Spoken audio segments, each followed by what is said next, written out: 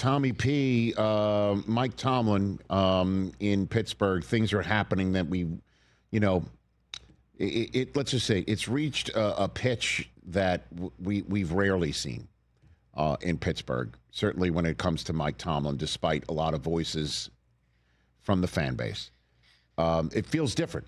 It just does with a month to go. What are you hearing about that situation, if you will, going into the first of two big-time games against the Ravens between these two teams? Start right there. They're tied for first place in the AFC North. Yes. I know they've lost, 5 of their last 7 Correct. here, but they still got 2 matchups with the team that they're tied with.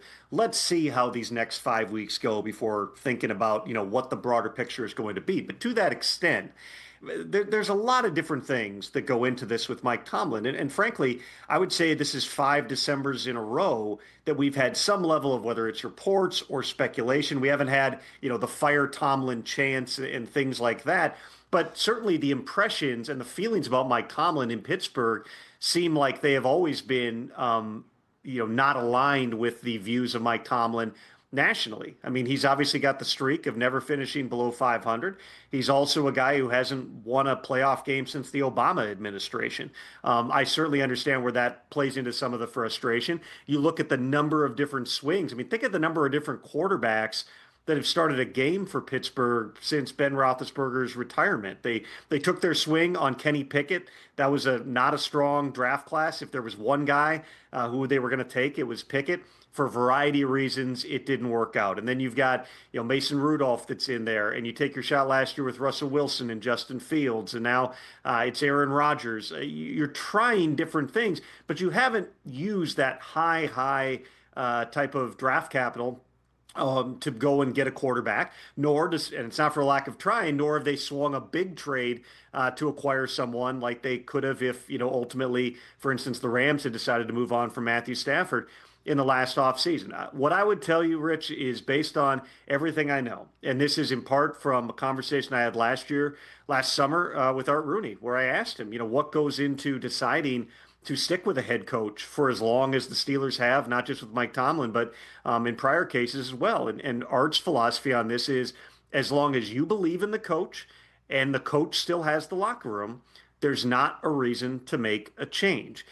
I don't see signs right now that Mike Tomlin has lost the locker room in Pittsburgh.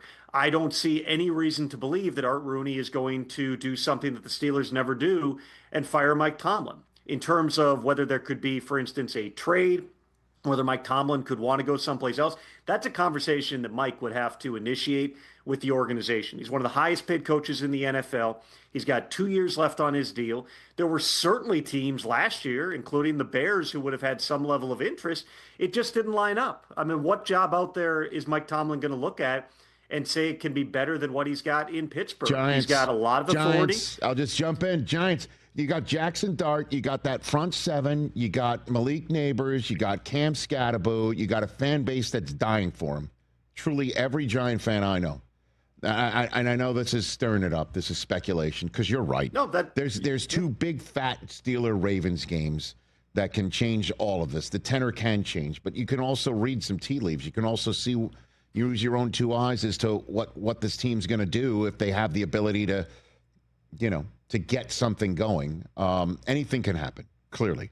But Giants, and honestly, and if I'm any head coach, forget just Tomlin, and I feel like my situation's not that great, college or pros, that's not a bad job right there, Tom, at all. I agree.